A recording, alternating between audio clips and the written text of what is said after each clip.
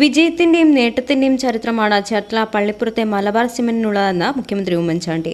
സുതാര്യമായ പ്രവർത്തനമാണ് പൊതുമേഖലാ സ്ഥാപനമായ മലബാർ സിമന്റിന്റെ പ്രത്യേകതയെന്നും ഉമ്മൻചാണ്ടി പറഞ്ഞു. പള്ളിപ്പുറത്ത് ആധുനീകരിച്ച മലബാർ സിമന്റ് ഫാക്ടറിയുടെ ഉദ്ഘാടനം നിർവഹിച്ച് സംസാരിക്കുകയായിരുന്നു അദ്ദേഹം. ഈ മീറ്റിംഗ് ഒരു കമ്മ്യൂണിക്കേഷൻ ഗ്യാപ്പ് കൊണ്ട് കുറച്ച് ബുദ്ധിമുട്ടുണ്ടായിട്ടുണ്ട് എന്ന് ഞാൻ മനസ്സിലാക്കുന്നു. അത് ഒരു പ്രത്യേക സാഹചര്യത്തിൽ വന്നതാണ്.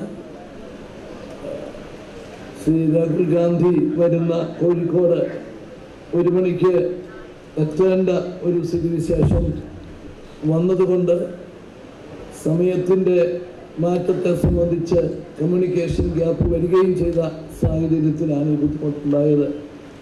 അതുകൊണ്ട് വൈകി വരുന്നവരാരും ലേറ്റായിട്ട് വരുന്നവരല്ല, അവരൊക്കെ സമയത്ത് വരുന്നവരാണ്.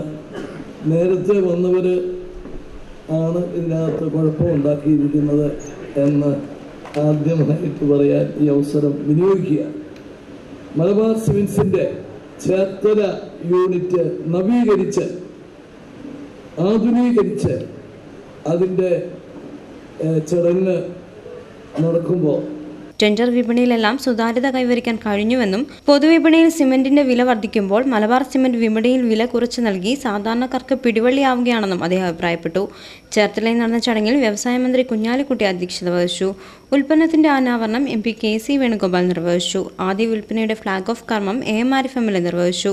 P. തിലോത്തമൻ MLA, വ്യവസായ വകുപ്പ് principal secretary PH Kurian, Malabar cement managing director K. Padmakumar തുടങ്ങിയവർ സംസാരിച്ചു.